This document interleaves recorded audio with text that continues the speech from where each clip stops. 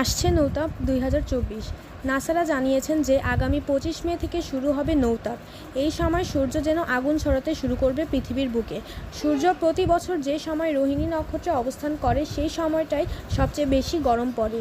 আগামী ২৫ মে সকাল ৩:১৬ সূর্য রোহিণী নক্ষত্রে প্রবেশ করবে। ১৫ দিন রোহিণী নক্ষত্রে গোচর করবে সূর্য। রোহিণী নক্ষত্রে সূর্যের অবস্থানের এই ১৫ দিন সারা বছরের মধ্যে সবচেয়ে উষ্ণ হয়। সূর্য রোহিণী নক্ষত্রে ১৫ দিন থাকলেও তার মধ্যে প্রথম ৯ দিন গরম সবচেয়ে মারাত্মক আকার ধারণ করে। এই ৯ দিনকে নৌতাপ বলা হয়।